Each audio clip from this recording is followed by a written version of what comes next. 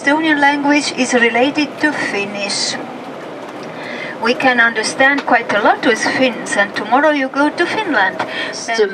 Because they wanted to get out of the Soviet Union, and then they found a lot of microphones in the walls, and Estonians jokingly called building material in the Soviet time micro-concrete. Estonia was independent country up until World War II, but still the time was too short to realize this master plan.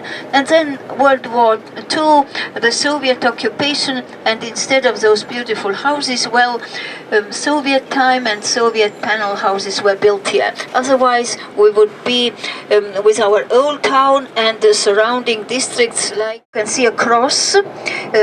It is from to those who fought for Estonia's independence and liberty in our war of independence from 1918 to 1920.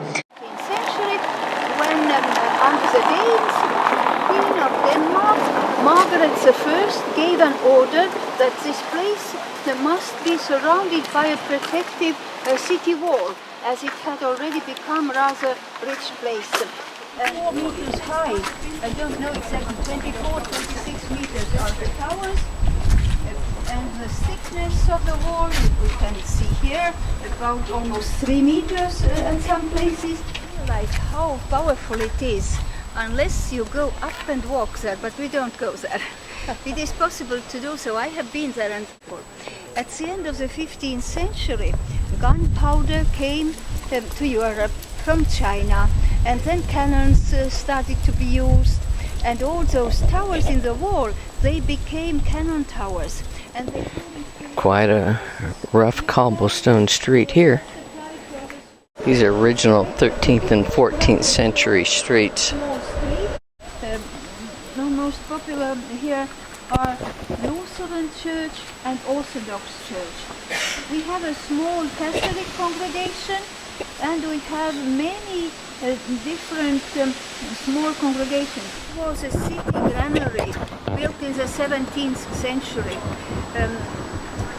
Goods were lifted from the grounds up also in merchant homes and also here. So they are winch cupboards with hatchways everywhere there. This was a main street in medieval times. The richest merchants built their homes. And the guild halls, guilds played a very important part in the life of citizens. If you were not a member of the guild, then you had no right to sell your products, and you couldn't have your own business. Saint of the guild, the King of Denmark, Knut, who lived in the 11th century. It was Saint Knut's guild. And the other one with a Bible is the Reformator Martin Luther. One was called the Brotherhood of Blackheads, and I'm sure you saw the house of the Brotherhood of Blackheads in Riga. The Brotherhood of Blackheads was active only in Tallinn and in Riga. They were called Blackheads because their patron saint was a black man from Africa, and we can see the face of a Moor, black man from Africa, in their coat of arms. Beside, there are elaborate limestone slabs which show also this face of the patron saint, and below there are family signs and initials of the people who were donators, who gave money so that those stones were made. Such stones are very typical. All merchant homes had such stones. There's the Black Moor, who was a patron saint. The KGB was here during the Soviet era. Egyptian motifs here, but there is not a special history about this house. Simply, the man who owned the house had made a few trips to Egypt, and like Egypt, it was a time when they started to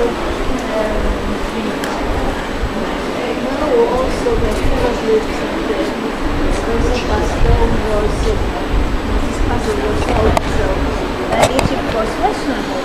A lot of archaeologists from France, from England worked there. The house of the Great Guild. The Great Guild was the most important organization in the town. The members from the town elected from among members of the Great Guild. And in order to become a member, you had to be a rich merchant or ship owner, and you had to have a wife and a house. Without this, it was not possible to become a member of the Great Guild, and they ruled in the town. Usually, This is the entrance to the wine cellar called the Sweet Hole. Originally a coffee shop and still a coffee shop. Kind of museum, marzipan museum. Marzipan was a speciality of the town from the 16th century. And almonds, you make marzipan of almonds and sugar. So almonds were brought from Asian countries. And today we want to live in this tradition. We have also marzipan and everything. And today we import almonds from California. Before Reformation, Catholic Church, they spoke Latin in church. But after Reformation, the churches became either German or Estonian. And in Tallinn there was only one Estonian church, and it was this. And then the German pastors, they knew Estonian language also, and they started to translate catechism and the Bible into the Estonian language. Clock is 17th century, the church is 14th century. Still an active church. Were pastry shops, bakeries concentrated here, and so it was called Bakery Street. In translation, it is Bakery Street. The home upstairs lived a man called Balthasar, who was priest in the Holy Ghost Church, and he was also a chronicle writer. So he died in 1600, and in what he wrote from his lifetime, from history that he knew from others, it is a quite good source of knowledge for our historians. And it's the main square.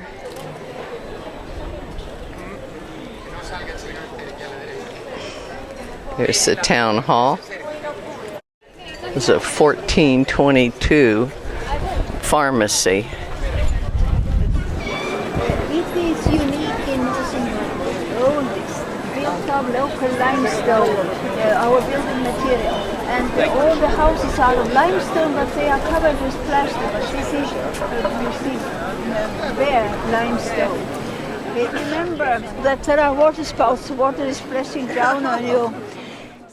The square in front of the town hall has been the center of the town for 8 centuries. It's where goods were sold and festivals and public executions were held.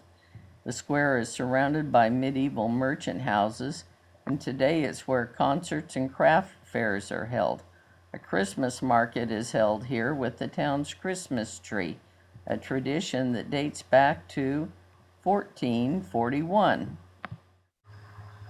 The Hopner House was named after its former owner, merchant Johann Hopner, who purchased it in 1662. It is one of the best preserved examples of medieval residential buildings in Tallinn. The first part of the building was built more than 700 years ago. Yeah, we got a guy being arrested over here. How exciting. And in translation, it is Wall Street. So this is an old medieval gate. This is a Vero gate.